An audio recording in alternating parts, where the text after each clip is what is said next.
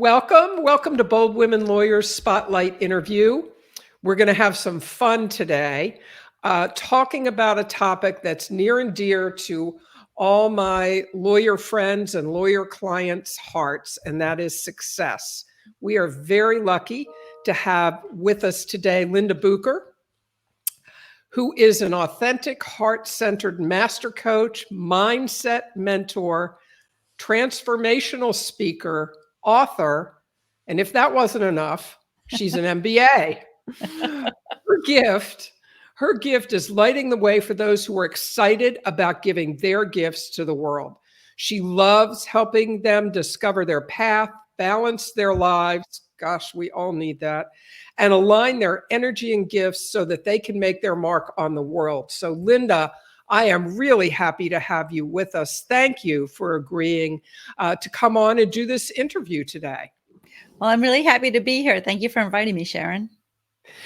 Now, you and I met a while back, and we've had some great discussions. But I'm going to ask you first, can you explain to our audience how you got to the point where you are now as a heart-centered master coach and mindset mentor? Tell us about that.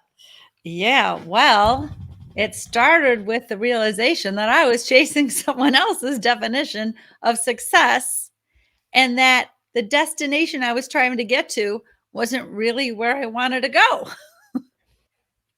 So that was interesting. Indeed. And what were you doing at the time when you said, like, wait a minute, this is somebody else's definition of success? Right. Well, I had been climbing the corporate ladder for about a quarter century. That's what I had been doing. And I was, making more money and getting better titles and nicer, upgrades from cubes to offices and power suits and reputation and all of that. And then I was buying a big new house. I had a cottage at the lake. On paper, my life looked like shiny and awesome, but inside I was gapingly unfulfilled. It was, and I was like, what? How dare I look at my life, right? How dare I feel this way? But nonetheless, that's where the feeling came from, deep inside of me. And when I say unfulfilled, that's one of the things we'll touch upon today when we talk about, success and what the definition needs to encompass. So after doing all that, going up this corporate ladder and looking at the example of, my father who, was the only one in his neighborhood to ever go to college. And then he kept going to night school when I was a kid until he graduated. And then he went and got a master's degree. And then he bought a company, and I had watched him, right? And then he got a nicer car and a better house, and he joined a country club. He joined another country club. And what I had been missing the whole time was my mother's example. She was a piano teacher, and she adored every minute that she did what she was doing. And I've never, like, the noise of bigger, better, faster climbing was noisier than my mother's smile of loving and being fulfilled by helping, people bring the music out that's within them. Right. And so I'm like, how did I not notice that? I was like 45 years old. I was like, whoa, hold on. I want the feeling she had every single day, not this feeling of strive and hope somebody notices and buy bigger, better things, but still feeling unfulfilled. So you have put into words the feelings that have been expressed to me by so many lawyers. But here's my question. How did you gather the courage to say, enough's enough? Well, I would say there's probably 2 or 3 things that went into that. First was I was experiencing the physical symptoms of the stress that comes with going in the wrong direction, in complete contrast to where my inner GPS wanted me to go. So back and neck pain. I was sleeping maybe 15 minutes before I'd have to wake up and move because I hurt. I couldn't even sit in meetings half the time. My gallbladder was working at about 24%, and no matter what I ate, I felt awful. I had 22 extra pounds on me, even though I was exercising, and I just, and so that's the physical symptoms of stress. They were all coming out. So that's one thing. When that gets bad enough, you say, okay, something's got to give. And so I set a very purposeful intention that something's got to give. It was like an intention, right? And then another thing that happened is I had ignored the universal nudges for about 9 years that said, this is your GPS saying, make a U-turn, make a U-turn, make a U-turn, make a U-turn. And finally, when I was ready to listen, because I was so physically uncomfortable, the way was kind of shown to me. I had this epiphany visiting a website that I was like, oh my God, become a coach. I'm supposed to be a coach. And it was like the cartoon boxing glove hit me in this side of the head, and the lightning bolt came down and hit me in that side of the head. I didn't even know what a coach was, but I just had this knowing that was supposed to be what I was supposed to do. Mm-hmm. And then the courage came from, I looked back at when I had graduated from college. I was younger. I was stupider. I had a piece of crap car and nothing else, no job, no prospects, but yet I felt like I could do anything, right? Mm-hmm. So here I was 45 years old, and I looked back at all I had accomplished, all those fancy assets I had acquired, all the smarts I gained along the way as I climbed that corporate ladder. And I realized if I could do it then, I could do it again, and probably even better. And so, like, I believe the quote's by 𝙜𝙤𝙪𝙧𝙚 that says, the bird goes out on the limb, not because it trusts the limb not to break, but because it trusts its wings to fly. And that's what I did. Wow. Wow. I love that. I love that quote. So tell me you mentioned the phrase, you realized you were chasing someone else's success. And I love that phrase because I think that happens so frequently and we get caught up in it. What does it mean to chase your own success? Well, when you redefine success around who you are, and you do, like I have I have a quote. It says, when you wrap what you're doing and how you're doing it around who you are, success and happiness will meet you there. So, and that's my quote. So you can quote me on that one. So we want to redefine success according to who we are. We are at the center of success. And I had been chasing an example of success that came from my dad. And we're all chasing something. Maybe it's from your peers or your professors or, the other people in your neighborhood, right? But because I never stopped to ask myself, what does it look like for me? So when I discovered that, I said, well, I've got to discover who I am first. That's the first step. Who am I?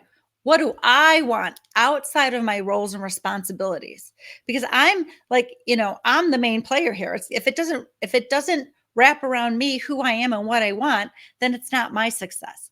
And once it does wrap around who I am and what I want, then there's no chasing required. There's no more chasing.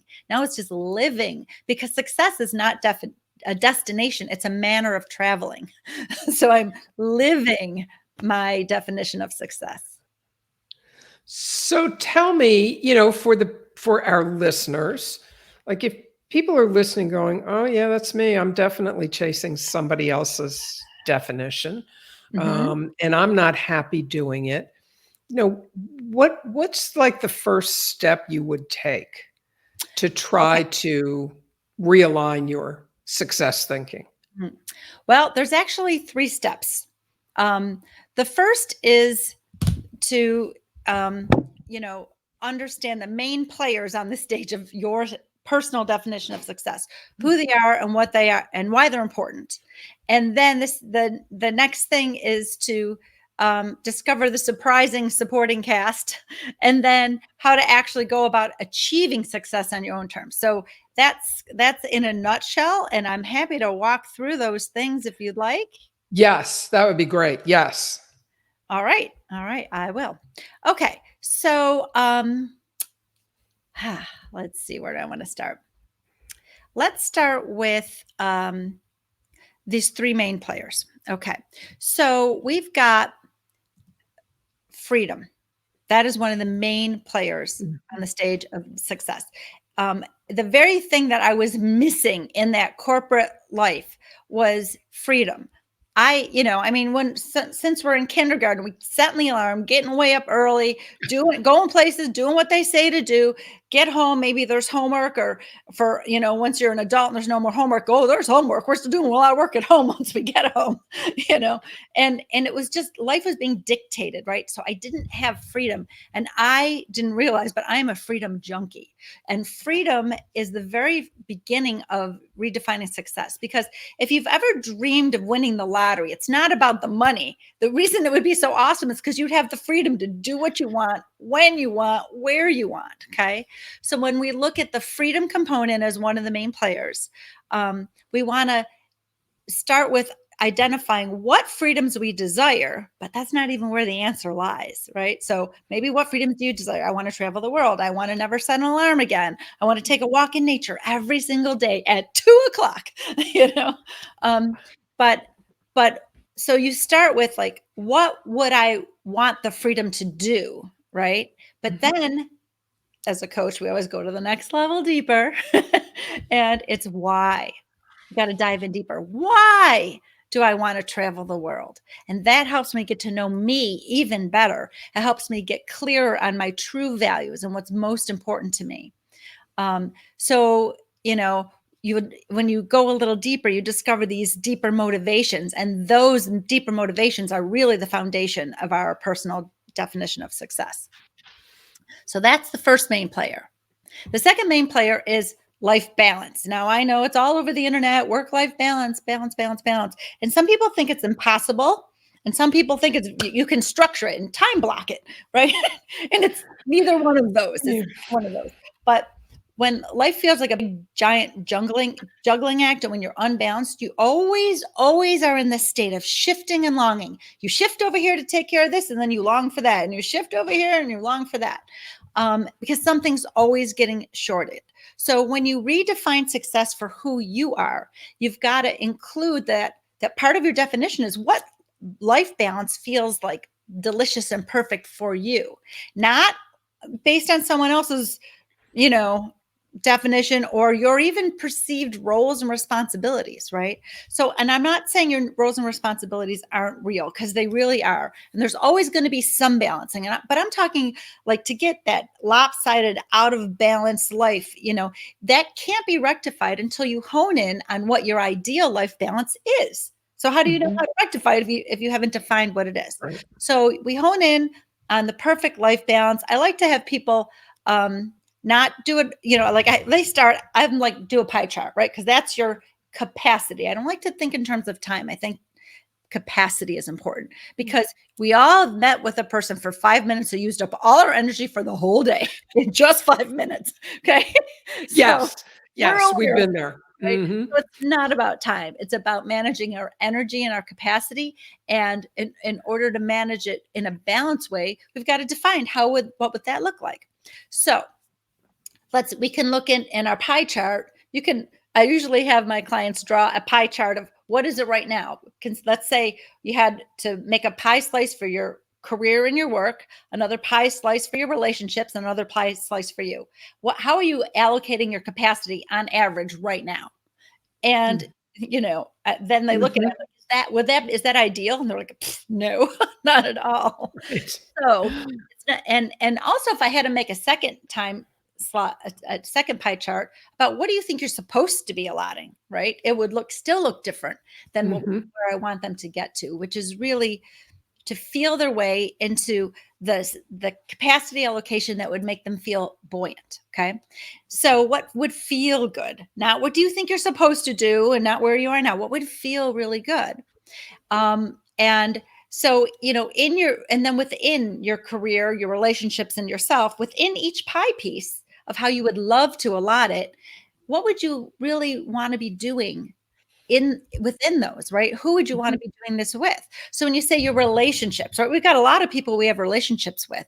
Yeah. How much time would we like to spend on our friendships? Or capacity, I should say. How much capacity with our significant other, with our children, or our other family members, right? And then with ourself, right? That's usually the smallest pie piece. Yeah. that Yeah. ideally, when we finally get to the understanding that it is not selfish to care for yourself, it's healthy, and you can help be your best self for others who deserve your best self.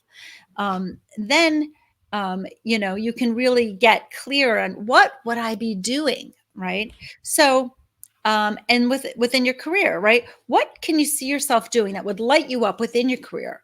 Would you be serving your community? Would you be helping people? Would you be solving problems? So you're looking deeper, not just what's the pie piece, but again, into that pie piece. What Hmm. would light me up, right? In relationships, what would feel really like a beautiful, perfect, application or allocation of your energy, right? And what can you see yourself doing when you say with my friends, with like, what would be amazing? What would feel really good?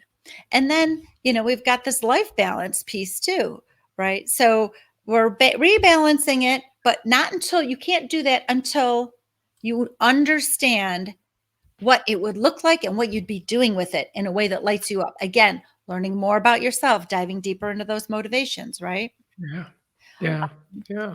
And then the third piece is fulfillment. Now, fulfillment is what, in our definition of success, it's what gives meaning to what we're doing. It gives the meaning. So it's not something you can measure. It's really feelings based. And like we certainly know when we're experiencing discontent, right? We have this void and we feel empty and we feel unfulfilled. But we've also experienced, like fulfillment in times, and we can look back and find those because fulfillment has like personal values that they're being checked, right? We feel purpose, we feel satisfaction. So like loving what you do and knowing that it matters, right? And because it matters to you, it helps you to identify this path to success. So when we're saying what fulfills me, right? Where do I gain the most satisfaction in my career, in my relationships, with myself, right? Like, oh, when I solve a puzzle, when I do Sudoku puzzle, yeah, cha-ching, see, still smart, right? You know? What is it that fills us up? And it's not the Sudoku puzzle. It's the what I got out of it. What was that nectar? That's our fulfillment, is our nectar. Like, why do we keep coming back to these flowers, right? What are these flowers made of? Oh, it's made of, I like to solve challenges and solve puzzles, right? I love to be in nature. Nature fulfills me. I like to use metaphors because fulfillment's like a, nebulous type of thing. Yeah. Yeah. So, like feelings, right? Success feels like, success smells like, success sounds like, right? And it sounds like a, babbling brook, right? We have to invoke these feelings to really understand that fulfillment and look back what in our past has made us feel the most fulfilled. And why do I think that was? Diving deeper to that lower level. So those are the three main players. And then right about now, I get the question. Well, Linda, go ahead. What about the money? What about the money? What about the money? That is the next question. Yes. That is exactly the next question. So now, equally as personal is our desire for creature comforts, right? And this is where the money part enters in. But before we talk about the money part, I like to kind of talk about stuff. Okay. Now, chances are many of the things we've accumulated comes under the heading of stuff. This is keeping up with the Joneses stuff meant to prove that you're worth, prove your worth, prove your success, stuff accepted from other people out of politeness, right? Stuff you keep because you don't trust tomorrow, right? That's a big one. And then under the category of stuff, we got junk, things you'd get rid of if you only had the life balance that allowed you to find the time to get rid of them, right? But then we have the other category, and that category is belongings. And those are things that belong. They warm your heart. They make you feel really good. They reflect who you are. And surrounding yourself with belongings adds to your sense of fulfillment, right? And it reminds you of what's truly important to you. So these are the things, right, that we want to have when we're thinking about our pursuit of success. And so we want to look at our financial goals and not think about stuff and instead think about belongings. And so the way I like to look at this is by asking this very important question. What if no one were looking, right? What if it Mhm. couldn't be used as a measuring stick at all? By me or by my neighbors or by my family or by anyone else who wants to judge me, right? Like you got to look at that. And only after you do that can you start to look at the dollars. So we don't even address dollars till we understand the difference between stuff and junk, and we throw away that measuring stick. It's not a measure of our worth. It's not a measure of our success. Now, what do I truly want? So, do I want that convertible car because the feeling of wind in my hair and sun on my shoulders fulfills me? Well, then, yes, I need to budget for that convertible car, right? If I want that convertible car because all my neighbors are driving around Audis and Mercedes and I need to keep up, that's not me. That's not my definition of success. It doesn't belong in my definition. Okay. Now, um, I like to use the revenue requirements approach to success when it comes to the money part. And I learned this when I used to work at a utility company, and they sent me away to teach me so I could go to this week-long course about revenue requirements, right? And basically, revenue requirements was you add up all the costs and the Mhm. profit that you want to make and the tax you're going to have to pay on the profit, you put that in the cost. And that's how much revenue you need to bring in, right? So Right. using this same formula, now that we know the freedoms that we want that matter to us, can't be used as a measuring stick. We know the fulfillment that we want to have and what types of things would fulfill us. And sometimes it's free, like sitting in a lawn chair at the park on the water, right? Okay. Yeah. And we know our the kind of life balance that we want to have and includes spending time with people that can be done for free. But we also know we love that wind in our hair and the sun of our shoulders, and we want to have a convertible, right? It's not used as a measuring stick. Then you can look at all of that and say, how much money would I need to fund this? Mhm. Almost Mhm. all the time, it's way less than you think and probably less than you make. Which is important. Yeah. It's Yeah. amazing, Yeah. right? Yeah. So, I'm not saying don't make more. Absolutely make No. more. It lets you do more things that are fulfilling, maybe charity and who knows, however else, and help and providing rides in your convertible to the neighborhood kids, like whatever it is, right? You know, but money, it's really revenue requirements. Now that I know what's important to me, now how much money would I need to fund that? That's where the money comes in. So it's interesting because one of the things that you made me think of is the idea of figuring out what is sort of my motivation for wanting X, Y, and Z. And when you discover it's somebody else's measure of success, it's really not mine. That's a huge discovery. But how do you pull yourself out of that? You may have built your life to a certain extent around everybody else's definition of success and the stuff you need to prove it. Mhm. How do you back out of that? Right. So what you're asking is how do you separate your ego from your salary and your salary from your worth? Correct. Yeah. That's a great way to put it because that's what I'm asking. Yes. Yeah. Yes. So, okay, first of all, re how can it, most people's perception of their worthiness is all messed up and bruised and battered because we we came to that conclusion when we were children. And a child's mind doesn't know what the adult mind knows. But as a Mhm. child, when we are applauded, yay, good job, we feel loved. So we associate praise with love. And then when we get reprimanded because we ran into the street or whatever we did, and we go, no, no, no, that's bad, bad, bad, right? Then we feel unlovable. Like we did something wrong. We take it to heart as children, like, oh my gosh, Mhm. right? So we associate being judged or being reprimanded with being unlovable. Now, you and I as adults, we know praise and love are not synonymous at all. Okay. Right. Right. We can praise someone that we don't love, and we can love someone when we're not praising what they're doing. Yes. Okay. Yes. But children don't know this. And so, but what happens is our ego doesn't like to be wrong. So once we start having a belief, whether that when you're 5 years old, you get this belief, right? Wherever it is. Mhm. And this happens when as adults as well. Once you have a belief, your brain is going to try to find evidence to support what it already Mhm. believes to be true and ignore all the rest, right?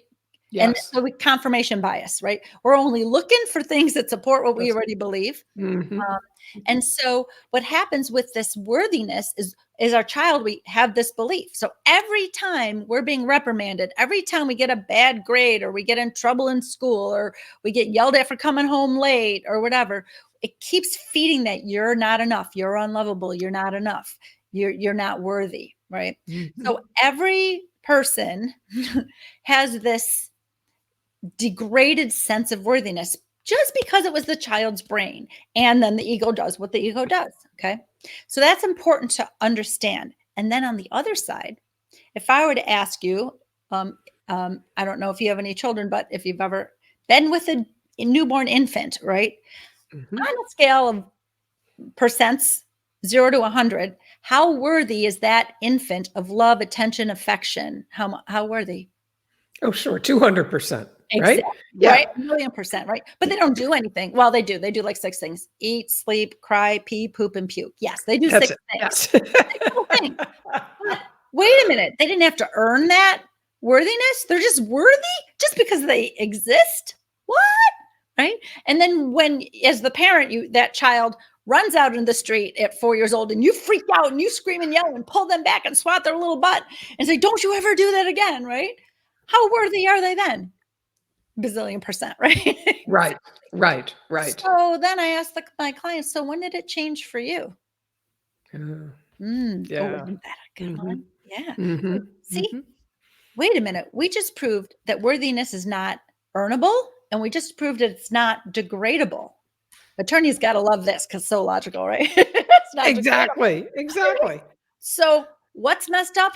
Your perception of your worthiness, Yeah. not your worthiness. You are just as whole and worthy as you were the day you were born. Regardless of what you've interpreted the world to be, or pick on you, or think of you, regardless of the people in your life that have told you otherwise, it's not a truth. It's not a truth. So, um, Yes. so I don't help people become worthy. I help them recognize how worthy they are and repair their sense of worthiness. I call it the worthiness repair shop. I've done it as a workshop before. The worthiness repair shop. Come into the worthiness. We will repair that sense of worthiness. And basically, what I share today is the very beginning and most important part of that workshop, right? Wow. Yeah. So once you do that and you come to that knowing at a cellular level, I am enough, not at that not that boastful hubris, right? We're not looking for that. Those are the most insecure people who really don't know their worth, right? Yeah. The louder they are, the more insecure they are. The more they talk themselves up, like I'm all that in a bag of chips, right? The more they tell everybody that, the more insecure they are, the more work they need with someone like me, right? But everybody has this. And once we repair this sense of worthiness, then you honestly don't care what other people think. Exactly. I'm Seriously, so glad you said that. doesn't Exactly. even Yes. compute. It's okay. And not only is it okay, it's not like you walk around going, well, I don't care what they think. I don't care what they think. No. That's not true. Those people actually do care what they think. When you say it's okay, it's okay that you judge me. It's okay that you think, that you don't like my, rusted out Chevy, but it was my grandfather's and it's important to me, like, right? I Exactly. don't care what you think. It's okay. Think whatever you want. That's your prerogative. Because people can only view you through their own lens of perception, and their lens is tainted. It's all schmutzed up with their own worthiness stuff that they haven't moved through, with their own Yeah. experiences, with their own fears and their own securities. Their lens is all messed up. They can't see you clearly. They can only see through their own lens. Yeah. Yeah. No, that's such a great point. And, I know that I found when I finally reached the point of being able to say, you know what? I'm on my own journey, and this is what's good for me. And you may see it very differently. And that's okay that you see it because it's not your journey. And Right. you have your own journey. And, my perception of it may be the same as yours, may be different, but it doesn't matter because it's your journey, not mine. Mhm. So, what a wonderful, wonderful point. And it's so liberating, I think, when you finally get to the point in your life where you feel like you can say that and you can let go of all that other junk. Right. Yeah. Yeah. There's, we've also got other, besides this worry about judgments from others, right? Mhm. We also have these other barriers to success that are important to bring up. We have the fear of becoming someone that we don't like, who we see as successful. So we are afraid, well, if I'm successful, will I be greedy or self-important or snobby, right? Sometimes we have a needy relationship with money, and that stems from our own fear and insecurity and like a fierce determination to be self-sufficient. Or also we got those money beliefs from our parents, right? Mhm. Um, Mhm. we Sure. also obviously have the fear of failure, but we also have the fear of success. Like maybe I remember I was at one point afraid of losing someone important to me because they were snobby against rich people, right? So, oh, if I become a rich person, they won't like me, and that relationship's important to me, right? Or we're afraid of success because we're like, okay, it's attainable, but is it sustainable, or is it going to be so much work, right? Yeah. But Yeah. not Right. when you redefine it for who you are, then it's totally sustainable because it lights you up and you get in flow. But we also, many people have a resistance to going big. And like you introduced me, my gift is helping people give their gifts to the world, Mhm. and their gifts are because in some way that's their whatever go big means to them.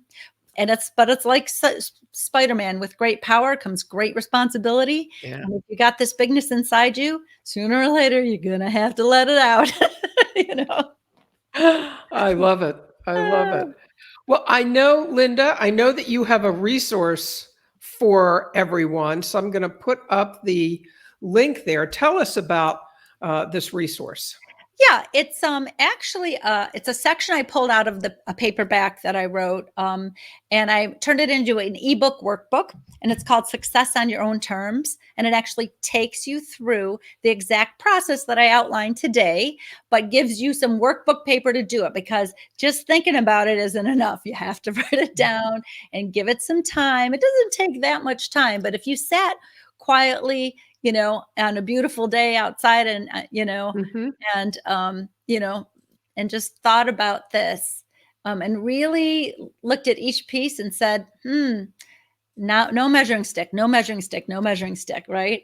Then you can get to it. And then once you have a destination, like, oh, this is what it's going to look like, now you might recognize you're even closer than you think in ways you've been ignoring, right? Yeah. And you might Yeah. even put a few more things on your stop doing list. Right. Wonderful. Yes. Yes. Absolutely. So for all our listeners, there's the link. Go to lindabucher.com/success. Download your worksheet. And Linda, I assume that's your website. So Yeah. your contact information is there.